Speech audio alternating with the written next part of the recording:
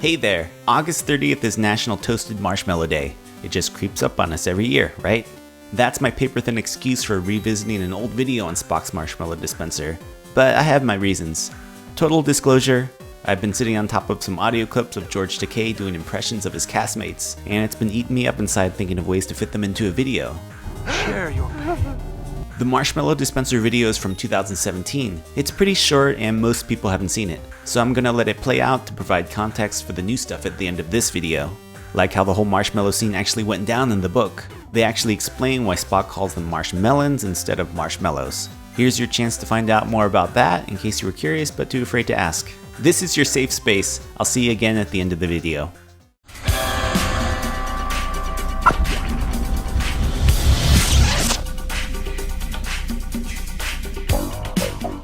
In the summer of 1989, Star Trek and Kraft Foods got together to make a baby, Spock's Marshmallow Dispenser from the camping scene in Star Trek V. A marshmallow. It was also sold to the public via a mail-in promotion. It looks like this. It's a fine appliance and does a capable job dispensing marshmallows, though you know what makes a better marshmallow dispenser? The bag the marshmallows come in. But f*** that, this is the 23rd century and this video is on Spock's Marshmallow Dispenser. In case you need a refresher, Kirk, McCoy, and Spock are camping at Yosemite National Park. After dinner and a little booze, Spock casually pulls out a device you bring camping when you want to carry exactly 4 marshmallows. Spock calls them Marsh Melons. A marshmallow. There's no explanation for why he calls them Marsh Melons within the movie, but in the novelization, which is based off of an earlier draft of the script, McCoy reprograms the Enterprise's computers and replaces the word marshmallow with marshmelon. Fascinating. Thus tricking Spock when he does his camping research. This scene here is the fruit of McCoy's labors. A marshmallow. For years, I always figured that this Star Trek and Kraft Foods promotion was something they came up with after the fact. But then I noticed this rainbow design on the prop. And then I looked at this. They both share this rainbow design, which means that this is something they intentionally did. I guess Paramount wanted to tap in on that lucrative marshmallow eating demographic. But as you can see here, this noble gadget is emblazoned with its name/function, just in case you might confuse it with a lightsaber. There's a mount here for the belt loop, and naturally it comes with a fork and spoon, I guess to help you swallow your pride. On the other side is the marshmallow bay and the slider to open the hatch. And for the sake of thoroughness, let's take a look at the packaging insert, signed by none other than Admiral James T. Kirk. Admiral. He was a captain in Star Trek V. I guess he endorsed this while he was still an admiral. Maybe that's why he regretted accepting his promotion so much. The marshmallow dispenser will hold up to 4 Kraft Jet Puffed marshmallows. We'll see about that in a moment. And those Kraft marshmallows are the official marshmallow of the USS Enterprise, trademark. I guess Starfleet didn't want anyone else using the name Enterprise. So let's test this bad boy out. We have some Kraft Jet Puffed marshmallows.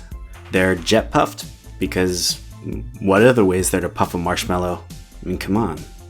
Have more fun with your Having a quick look at the nutritional contents, 100 calories per serving, corn syrup, sugar, dextrose modified cornstarch, and oh hey, produced with genetic engineering, like Khan. But let's see how well this device functions. The slider goes down like this and the bay door opens. These are regular sized Kraft marshmallows and in they go. You can fit 1 and 2 and 3. Wait, I guess that's it. As advertised. I guess getting them out is another story.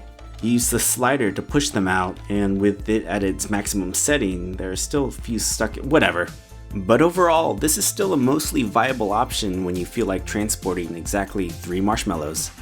So the next time you're out camping with your buddies, after dinner and a little booze, you can pull this little thing out to dispense your marijuana cigarette. So that was from summer 2017, a simpler time when the most reviled thing in Star Trek was that time they introduced a sibling of Spock out of nowhere. Anyway, here's the old marshmallow dispenser again. I'm glad to see my hands haven't aged a day. While getting it out of storage, I heard something rattling inside of it. It's a marshmallow from inside when I did the video. I mentioned how they got stuck, and yeah, this one got stuck. On the flip side of the paper insert, there's a coupon for 10 cents off some marshmallows. No expiration date too. When you adjust for inflation, that's 22 cents. So in the novelization, Spock doesn't pull a dispenser out after dinner. Instead, he just pulls out a marshmallow. Not a bag of marshmallows, just a single, pristine, soft, white marshmallow directly out of his bag. It just feels like a vaguely eerie thing to do, like bringing tap water to a potluck. When he calls them marshmelons, Kirk is about to say something when McCoy nudges him and signals him to play along. Kirk explains that they're called marshmelons because they resemble a melon. McCoy hops in to complete a sentence, a melon that's grown in the swamp, hence the name Marsh Melon. Spock responds saying that they don't look like any melon he's familiar with, but he just goes along with it. McCoy makes up some story about how his grandfather grew them, and that during the harvest, it looked like the swamp was covered in snow. So turning our attention to the actual book, George Takei does the audiobook, so you get to hear him do all the characters. This is his checkoff. Thank God, I was beginning to worry. Where is the captain? His McCoy sounds like Morgan Freeman. Now, let me get this straight, Spock. You and Cyborg have the same father, but different mothers. However, his Scotty is so good, it made me reassess my perception of reality. They cannot be serious. The ship's in pieces, and we've less than a skeleton crew aboard. Everyone's on shore leave. In the novelization, the Enterprise A is a newly constructed ship. Where the Enterprise A came from is just one of those things they never fully explained. There's some beta canon stuff about it formerly being the USS Yorktown mentioned in Star Trek IV, then renamed Enterprise. Anyways, in this reality, it's a new ship.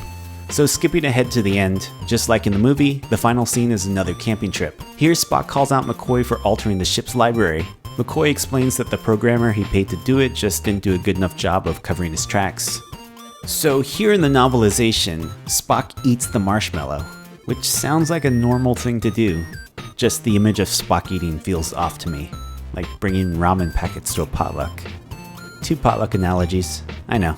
Anyway, it's the joke the book ends on. None of the characters really respond to it. No one laughs, even Kirk. Maybe he was preoccupied thinking about climbing a rock.